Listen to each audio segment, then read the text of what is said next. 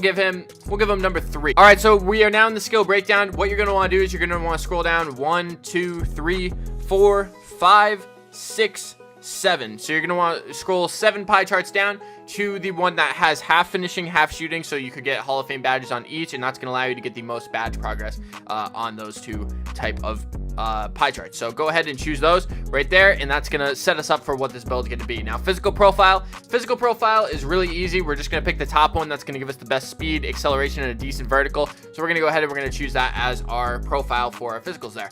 Now, going on to the attribute upgrades here, this is where you guys need to pay attention, because literally the smallest tweaks can change what this build comes out to be. So what we're going to do is we're going to max out our close shot, we're going to max out our driving layup, our driving dunk, and you guys see we have 12 finishing off the bat. So go ahead and do that. That's always good. We're going to max out our standing dunk as well, 14, and we could actually get just a little bit more. Now, personally, if you max out the post hook, you'll get 21 finishing. You're going to pretty much just max out all of your finishing here, and you're going to get 21 finishing with this. Next up, we got our shooting. Max out your mid-range shooting, max out your 3-point shot, max out your free throw. That's going to give you 21 shooting as well, but we want a little bit more than that. So if we upgrade our post fade, that gives you 27 shooting as well. So we got 27 shooting, 21 finishing. Not too bad so far. Going on to the playmaking, upgrade your pass accuracy and your ball handling. That's going to give you 13 playmaking. I'm going to go ahead and get just a little bit more. If we max it out, we get to 16. So just pretty much drop it down until you get to 16, which is right there. 79 pass accuracy, 82 ball handling, and 53 post moves. Now, this is a heavily offensive, minded build. So we're not going to have any more than 1 defensive badge on this build, which I know in a lot of my videos I preach to, always have defense. But on this build, it's a little bit different. You'll see why once we get more into this video.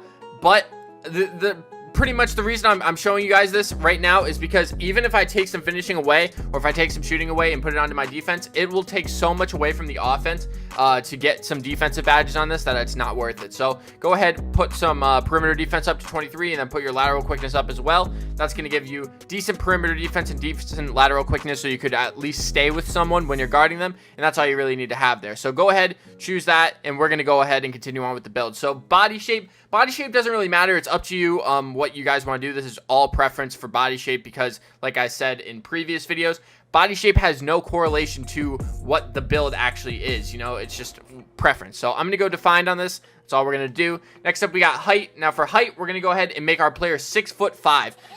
When you make them 6'5", it drops our ball handling down a little bit. It brings our defensive attributes up a little bit. But overall, it keeps our shooting where it needs to be, and it also increases our finishing. So we're going to go ahead and keep it right there at 6'5". And the reason also is because this is going to help us with our defense. So go ahead and choose this as the height. And we're going to continue on with the build. Next up, we're on to the weight, and the weight does not matter. Psych, I lied. The weight needs to be all the way down. 175 pounds is where the sweet spot is on this, because this is going to allow us to get good speed. You see 87 speed, 84 acceleration. Very good speed for this build, so go ahead and choose that.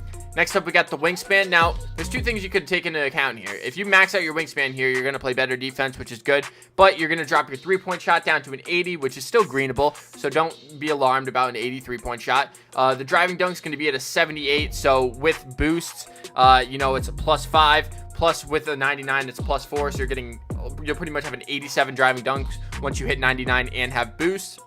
And obviously, if you have shooting badges on, you're going to have like an 85 3-point shot as well. So you guys can go ahead and max out this wingspan. What I've seen people do in the past is they actually go to 77.9 wingspan, and they get an 87 3-point shot. The driving dunk drops down to a 73 as well. And I honestly think this is the better option here, because we get 80 ball handling, which is going to allow us to always speed boost. So what we're going to do is we're going to drop it down to 77.9. This is where we get our 80 ball handling.